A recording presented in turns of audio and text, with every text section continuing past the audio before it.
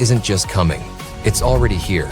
This is Ask for Change podcast, hosted by leadership expert Meridith Powell, brings you weekly conversations with leaders and experts who are redefining success in a world of disruption. Let's begin today's journey and turn uncertainty into your competitive advantage. Let's turn uncertainty into your greatest competitive advantage.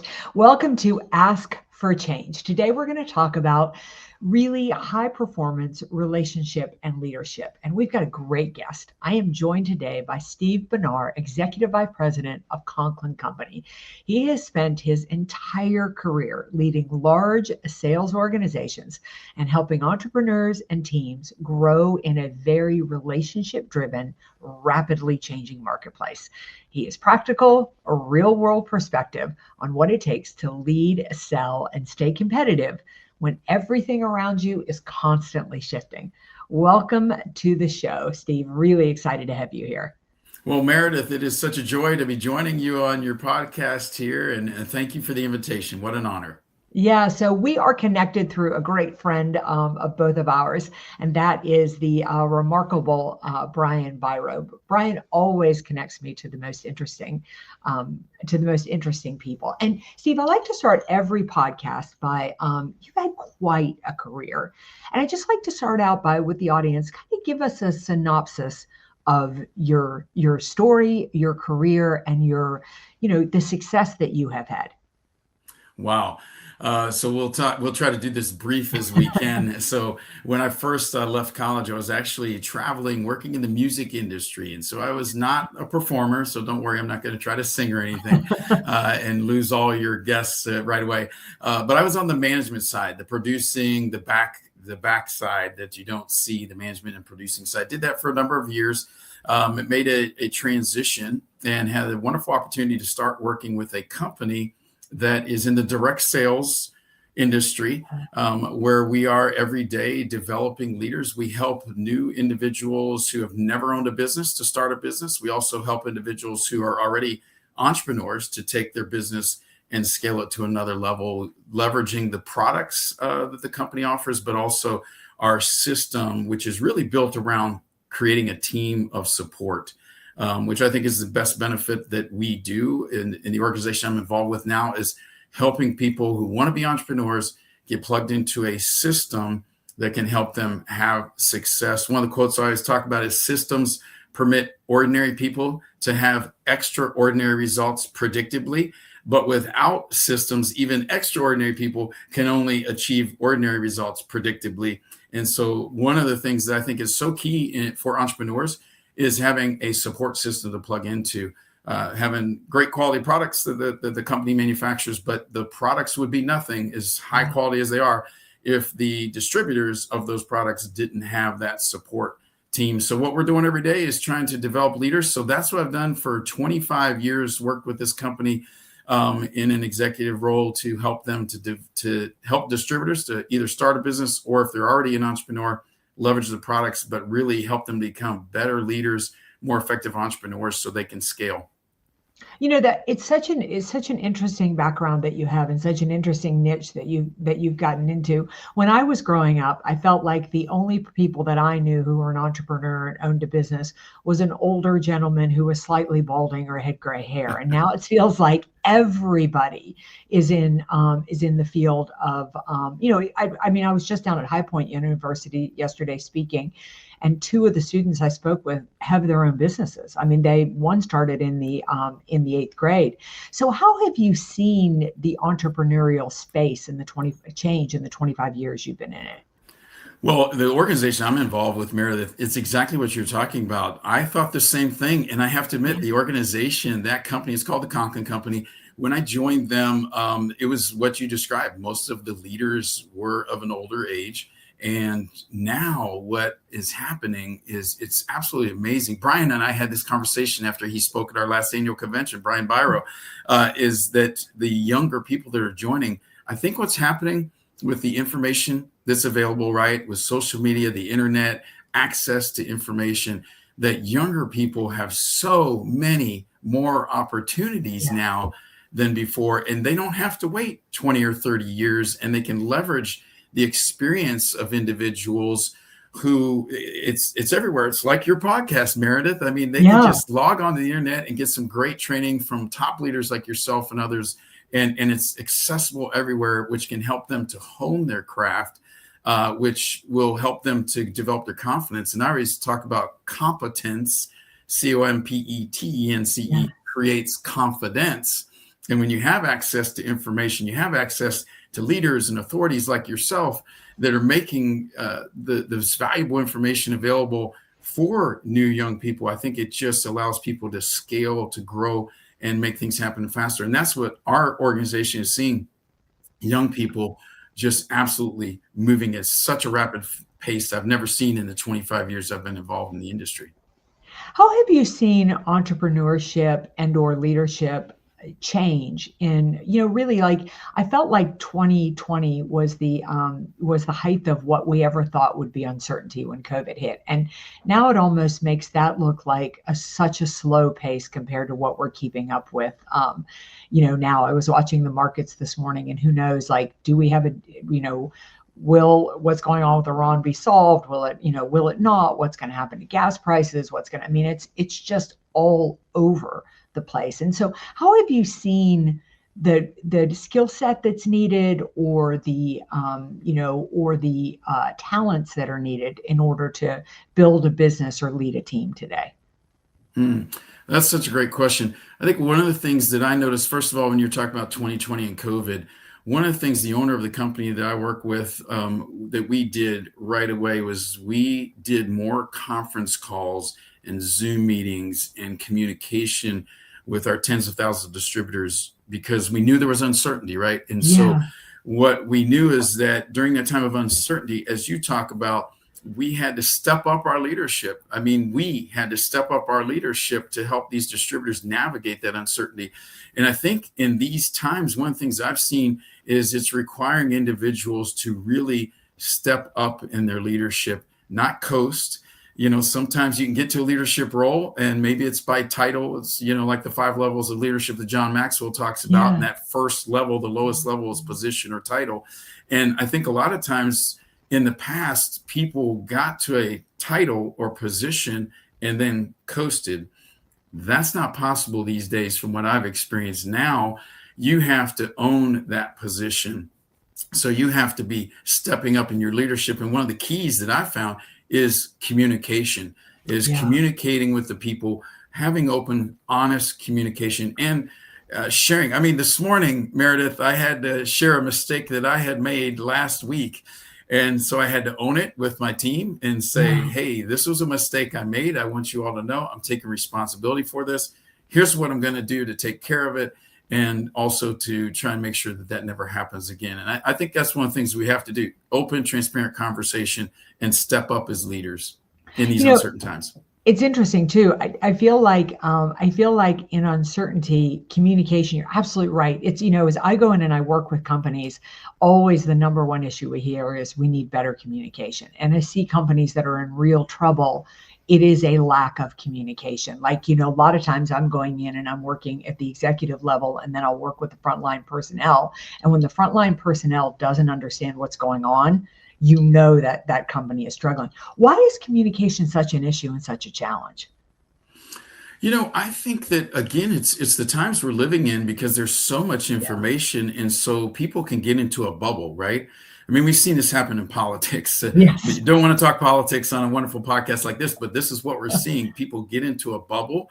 And then, and as we know, the algorithms and our search engines and things, they're directing us to things that we like or follow. And then all of a sudden we're getting so much of just that bubble of what we follow. And then we don't realize what's happening on the other side, right? That we're not maybe getting the information.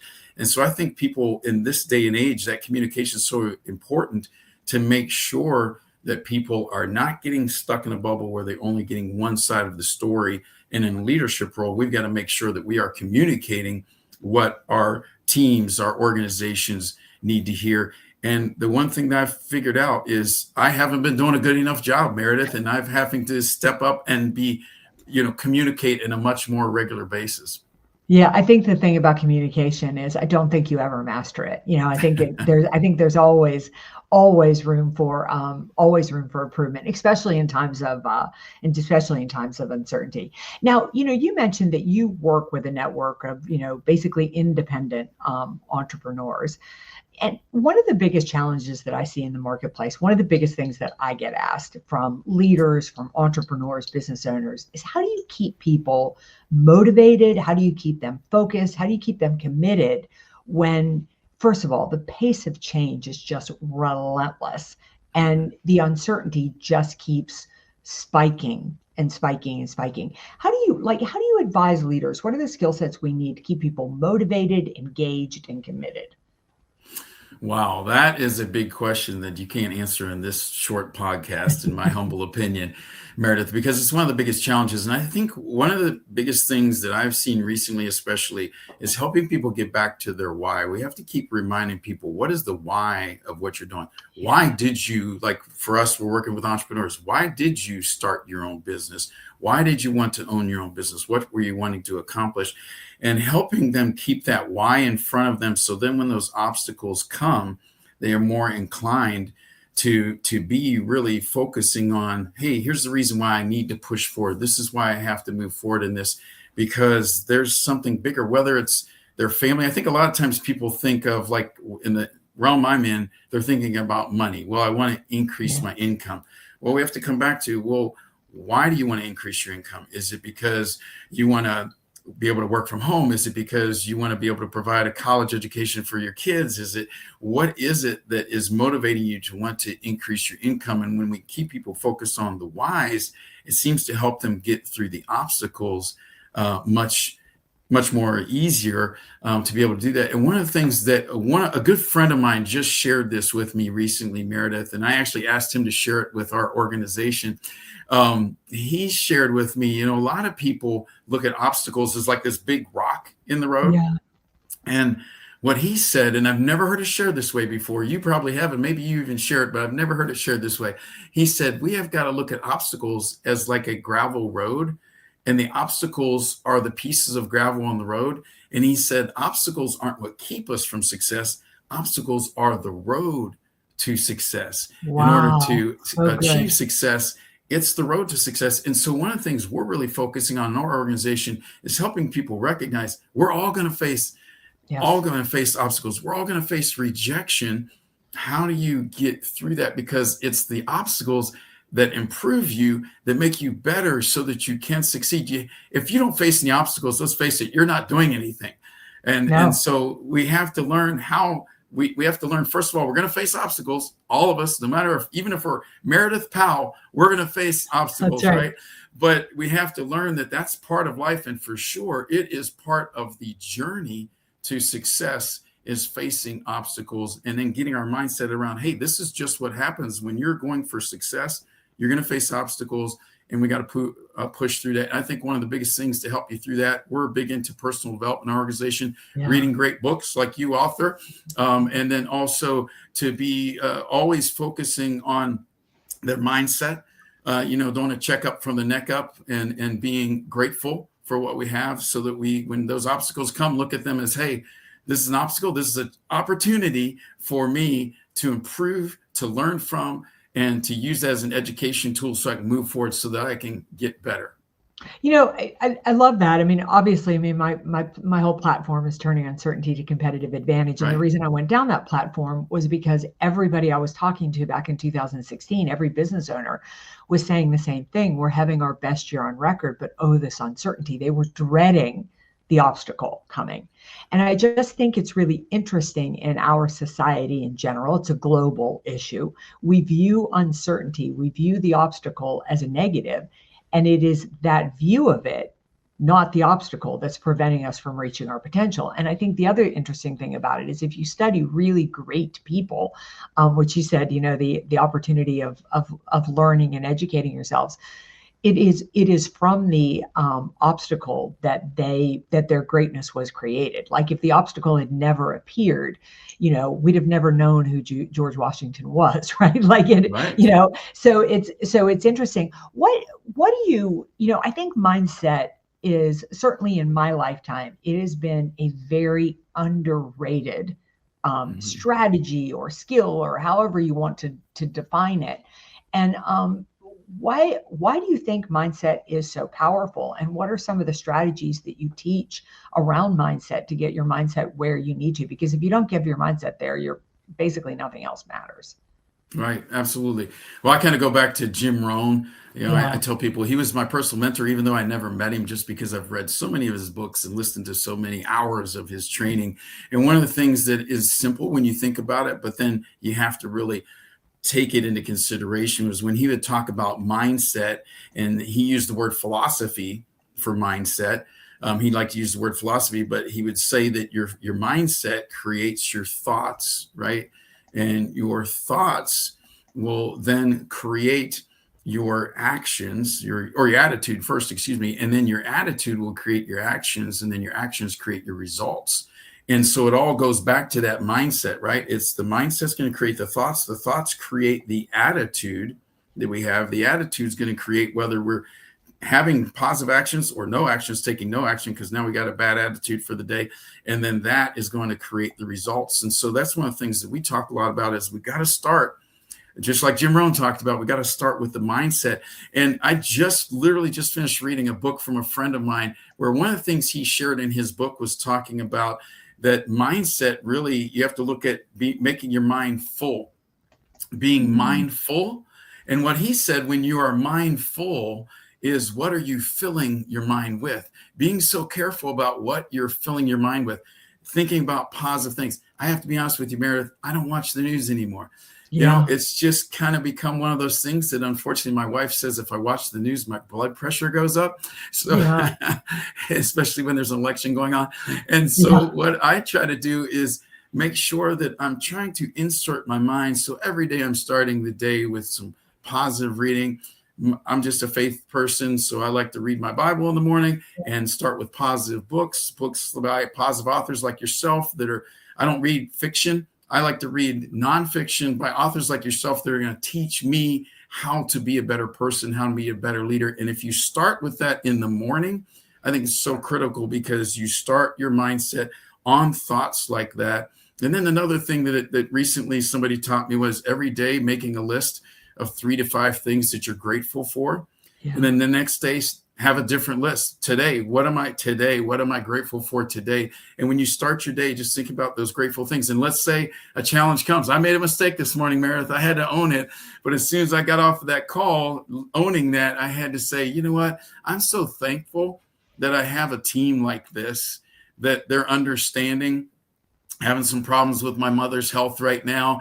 And so I wasn't on my game like I should have been, And so I was thankful that I could own that, take responsibility for it, but also I work with a team in an organization who I could share my mistake and take responsibility for it, because they're human beings and they realize that we have one goal, and that's helping our organization to get better. And it's about the goal, helping other people instead of nitpicking. But in order for your team to support you in that, I mean, first of all, there's a couple of really great leadership traits I just heard pop up. Number one is vulnerability. Vulnerability is again, another, I think, underrated leadership skill. I'm always amazed that the people don't pick up how much we resist them when they deny that they are responsible for something, and how much we will forgive them for. I mean, we were talking about politicians before. Oh my goodness, we've forgiven politicians for a lot just because they owned the fact that they did it. They didn't try to skirt the issue. That's right. Or so. Then the other is, though, but your team supported you, I imagine, because you've invested a lot in that team. Like, people will forgive. I used to have a leader who would call it, putting deposits in the bank. And every once in a while you have to make a withdrawal, and people will allow you a withdrawal because you've made so many deposits. So kind of talk about that from a leadership skill, and in the sense that you obviously had the trust of your team. You had the support of your team. And that doesn't just happen because you're the leader. That's something that has to be earned, correct? Oh, I believe that wholeheartedly. I tell people all the time, my father taught me this years ago, Meredith. He's passed away now, passed away last year, but he taught me a lot. One of the things my father taught me was always surround yourself, hire people that are better than you. Yeah. So one of the great things is I've learned I don't have to be the smartest person in the room. As a matter of fact, if I am in the smartest person in the room, I'm probably got the wrong room if I'm the leader, right? Yeah. So if I'm doing things correctly, I want to surround myself with people who are better than I am, more skilled than I am, they're smarter than I am, more knowledge. And then I want to leverage that. And here's how I try to approach it: by helping them, empowering them to be able to bring their skills and their knowledge to the table, so that as a team, if they're empowered and they know, first of all, we're an environment where you can make mistakes, because if we're not making mistakes, that means we're not doing anything, because we're Sure. human beings, right? And so now that we're in that environment, and so what we have to do is, for me, I feel like empowering my people is, first of all, recognizing, letting them know I appreciate the skills, talents, abilities they bring, but then letting them know also, as a team, we have a common goal. We're all going to make mistakes. And I tell them frequently, I'll probably make more mistakes today than you will this month, right? We're all making mistakes, but what we have to do is own them and move forward with that. And I think that's one of the important things. And so when we pour into them, but that's one of the things, again, from John Maxwell, that I just love listening to him as well. And he always talks about one of the things that changed his leadership was when he started looking at the people in his organization as 10s, right? And he would literally mentally put a number 10 on their forehead when he would approach them, saying number 10 being the best they can be, saying this person's on my team because they're the best at this. And today they might have made a mistake, but I brought them on the team because they're the best at this particular thing. That's why they're on the team. Let me encourage them, support them. What do I need to do as a leader to help them get back to that 10 that was the reason why we hired them? You know, I love what you're saying there too, because it reminds me of what my tennis coach always says, that she says, if you don't double fault in a match, then you weren't trying hard enough when you served. And I watch so many people that I play with or people that are really, really good players, and they have a really weak second serve. And I think about that all the time, because I think you're so afraid of the miss that you don't take the opportunity to hit two really strong serves. And it's kind of like that. Like if people on your team, if you as the leader, quite frankly, Steve, if you don't mess up now and then, like really, how much as a leader are you pushing yourself? How much as a leader are you, demanding of yourself and of your team if there isn't a misstep now and then? Right. Like you can kind of play it in that safe box, but you've got to push it out. You've got to, basically, take that shot. But you have to create an environment where failure is safe. Absolutely. Yeah. And I don't know if you know Josh Sundquist. He's become one of my heroes. We hired him to speak at one of our events. And one of the things I love about him, so for those that don't know him real quickly, he's a Paralympian. Because at the age of 9, he had to have one of his legs amputated, his left leg amputated. And then he represents the United States at the Paralympics in Italy a number of years ago when it was Italy last time. But one of the things that he talks about is having that obstacle, right? That challenge is he learned he has to always keep swinging, that there's going to be times. And he shared how one of the first times he tried to race, he spent more time getting up than he actually spent skiing on one of his first races because he fell so many times. But the key was he kept getting up. Now people pay tens of thousands of dollars to hear him speak, right? Or to bring him into their organization to speak. Because why? Because he kept getting up. He kept swinging. He didn't let, when he fell, just say, well, I only have one leg. I'm not going to be able to succeed. This is crazy for me to even try this. Yes, it's that importance. Steve, it's hard to believe, but we are about at the edge of this podcast. I knew it would go this fast. And I always like to end with 2 questions, and you can answer them in either way. How do people find out about you? How do they find out about Conklin? I love the fact that you have this support system for entrepreneurs. We have so many entrepreneurs that listen to this podcast, and oh my gosh, it can be so lonely. So how do they find out about you? How do they find out about Conklin? And then what is your greatest piece of advice for an entrepreneur, a business owner, or leader out there facing uncertainty, being overwhelmed by these times? What is your greatest piece of advice for how they could turn uncertainty to their greatest competitive advantage? Absolutely. Well, the company I work with is just Conklin, C-O-N as in Nancy, K-L-I-N, Conklin.com. And it's a great organization, actually celebrating over 50 years of existence. And so I'm just honored to be a part of them for over 25 years in a wonderful organization. Best piece of advice, boy, Meridith, if I turned that on you, it'd be hard for you to bring that down into one answer, right? But I think in some ways we've already addressed it, which is the thing of the mindset. And here's the thing that I've been learning that is so much more important today, maybe than even in the past. And that is greatness is not in where we stand today. It's in the direction we are headed. Greatness is not in where we stand today. It is in the direction we are headed. And to break that down a little bit, to me, it's so important that it doesn't matter how many mistakes that you or I have made. What matters is today. What's the mindset that I'm going to put on, that how am I going to address that mistake? How am I going to treat that obstacle as not a block in my road, but as the gravel on the road that is, the obstacles are the road to success. And so I think my biggest thing is I think most of us have not achieved leveraging our God-given abilities and talents to achieve the goals that our Creator wants us to be able to achieve because of our limiting mindset. And that's typically because we dwell too much on mistakes that we've made in the past. So I'm going to stop talking about the mistake I made last week that we've already addressed, right? So what I have to do is move forward. And I tell people there's a reason that the rear view mirror in a vehicle is smaller than the windshield. Yeah. That's because the windshield is the direction we're heading. The rear view mirror, we're just supposed to check the surroundings, basically learn from that, right? And that's a quick check, because if I dwell on the rear view mirror, what's going to happen? I'm going to move out of the lane, cause an accident, hit another car. Because that's in the past and I can't change that. I'm moving forward. And I think that's one of the biggest things is we're all going to make mistakes. Learn from the mistake. If you might think of it as an obstacle today, no, turn that into a learning experience, that it is the road to success. Look through the windshield. It doesn't matter how many mistakes you made. We've seen people in hundreds of thousands of dollars in debt drop the shovel so they stop creating more debt, right? That's the first thing you got to do, drop the shovel. And then they change their mindset. And once they can stop thinking about the mistakes of the past, once they can stop looking in the rearview mirror and start looking through the windshield, the future is bright. Is there a lot of uncertainty? Boy, Meridith, we know there's a lot of uncertainty, but my goodness, the future is brighter than it's ever been. And that's the direction we're going.